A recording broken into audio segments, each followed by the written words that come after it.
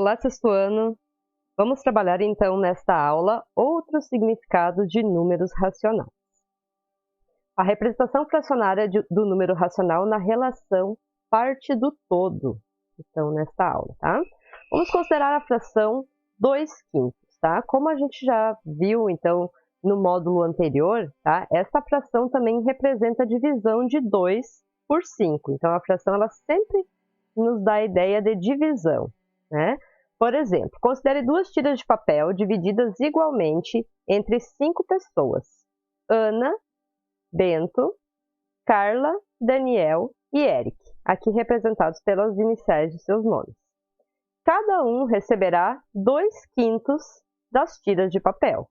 Então, cada uma dessas tiras foi dividida em 5 partes, né?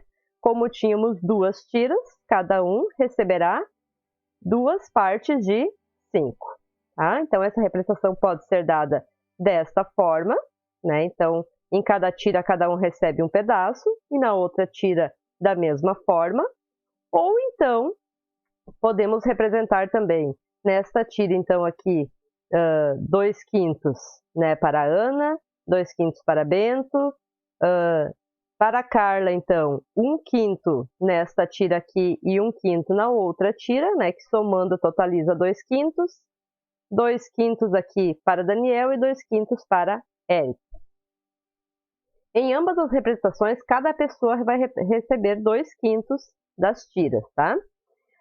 Essa fração também pode representar duas partes de um todo dividido em 5, né? Como no exemplo aqui, do caso de um terreno retangular, né? Onde João quer utilizar 2/5 para um pomar. Então, o terreno todo, considerando o terreno todo, dividido em 5 partes iguais, 2 dessas partes destinadas ao pomar. O terreno de João é ao todo conjunto de 5 partes, né? Então, é o todo, 5 de 5. A parte reservada para o pomar, como falamos, é a parte azul, 2 partes de 5 nesse caso, tá? Então, dizemos, tá, que o terreno é o todo referência, tá? É a parte total que vai ser considerada. Neste caso, então, a representação fracionária pode se referir à quantidade de objetos ou de pessoas, e não grandezas contínuas, né, como superfície, no exemplo acima. Então, não somente neste caso das superfícies, mas também podemos considerar como o total de uma classe, né, de alunos, então, que é o exemplo dado a seguir agora. Então, se eu tenho uma classe com total de 35 alunos, né, 2/5 desses alunos representa, então, precisamos considerar o 35, né, dividido por 5, que daria 7, né? Então, 2/5 de 35, se 1/5 vale 7, 2/5 são 14 alunos, ok? Então, é o contexto que nos permite compreender o significado de fração, né?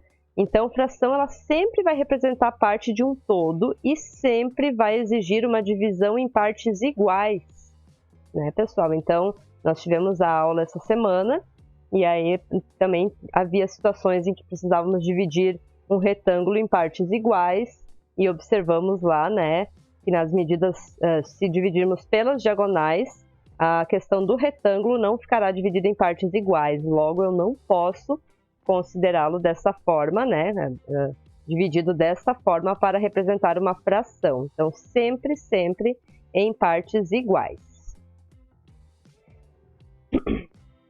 Ela também pode ser aplicada à quantidade de objetos idênticos, que podem ser contados, agrupados ou distribuídos, ou ainda a áreas, comprimentos e volumes. Em toda situação, por uma figura sempre, então, dividida em partes de mesmo tamanho, que seria o nosso todo referência contínuo. Agora, a localização, né, da fração na reta numérica. Então, nós temos duas formas de encontrar esta representação da fração na reta numérica, né? Primeiro, então, vamos indicar esses 2/5 aqui, tá? Com aquela ideia da relação parte do todo.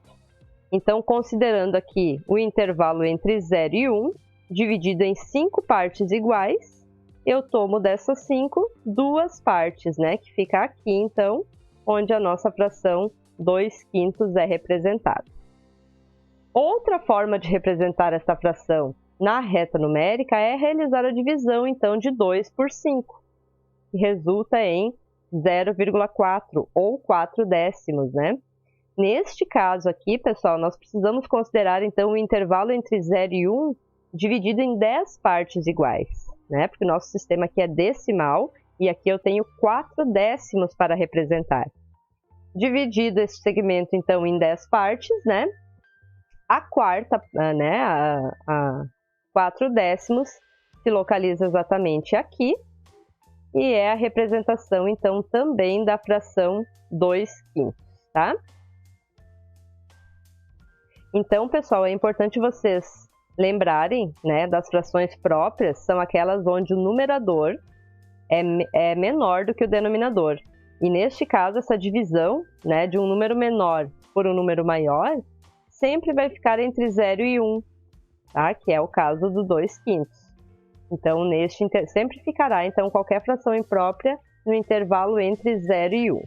No caso das frações impróprias, que são aquelas que têm o numerador, aliás, maior que o denominador e podem, né, ser representadas através de um número misto, ou seja, a parte inteira mais a parte fracionária, né, que seria aqui a parte que não é inteira, também pode ser representada na reta, então, primeiramente localizando a parte inteira. Então, se eu sei que 12/5 é o mesmo que 2 inteiros mais 2/5, bom, vou encontrar o intervalo que esta fração, então, está localizada, né, que é entre 2 e 3, porque notem aqui, ó, 2 mais 2/5, 2 inteiros e 2/5. Não chegamos a 3, né, inteiros ainda. Então, está nesse intervalo de 2 e 3. Como a parte inteira aqui já representa o nosso 2, o restante da representação, então, se dá da mesma forma que vimos no exemplo anterior. Então, como aqui o denominador é 5, precisamos considerar este todo aqui, que seria este intervalo dividido em 5, né, partes, e considerar 2 delas. Então, aqui 1, 2, tá? Aqui, então, é a representação de 2 inteiros e 2/5, ou 12/5, ok? Se dividirmos, então, 12 por 5, né, representarmos, então, com o número decimal, nós vamos diretamente ao ponto 2,4, que é onde nós localizamos também a fração 12/5. Aqui nós temos uma síntese, então, sobre a divisão, né? Tudo que foi trabalhado, tá? Então, uma divisão, ela pode ser, né, em partes iguais ou em partes desiguais, que nós vimos nas outras apostilas, né? Agora, considerando o que estamos trabalhando, quando essa divisão é dada em partes iguais, é feita em partes iguais, nós temos aqui 2 situações também, tá? Quando o resto for nulo, tá? E quando esse resto é nulo, dizemos que a divisão é exata, tá? Então, admite a propriedade fundamental da divisão, onde o dividendo é igual ao quociente vezes o divisor. E ainda, né, se esse resto, então, não for nulo, ou seja, se ele for diferente de 0, tá? Quando o resto é diferente de 0, esta divisão, ela pode não admitir quebra, tá? E neste caso, o quociente é um número natural e admite-se a propriedade fundamental, só que, porém, aqui, ó, após a multiplicação do quociente pelo divisor, precisamos somar o resto, né?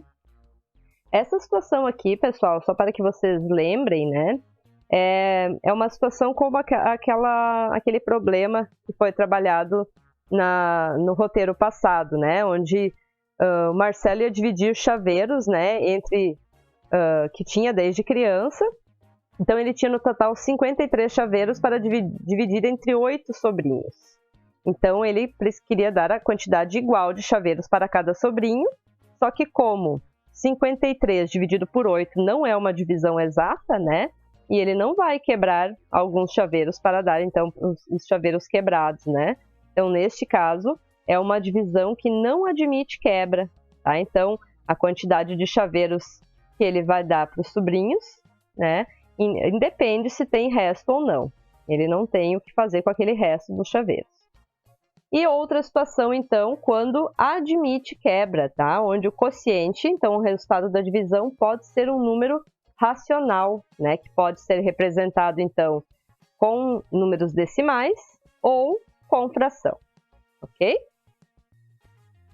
E aqui nós temos um exercício resolvido, tá? Considere essa malha triangular aqui, né? Onde nós temos o total de 64 quadradinhos, tá? Escreva duas frações que representam a parte pintada. Então, se nós temos 64 quadradinhos aqui, tá? Em cada triângulo aqui pintado em azul, ó, nós temos 4 quadradinhos, 4 triângulos, aliás.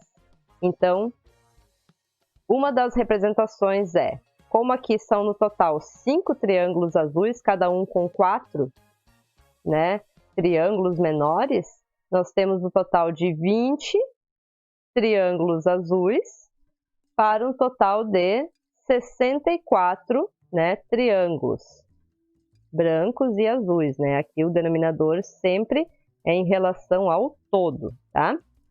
Outra forma de representar aqui, pessoal, é 5/16avos, tá? Essas duas frações, elas são equivalentes, tá? Porque notem que o que ocorreu aqui de uma para a outra, tá?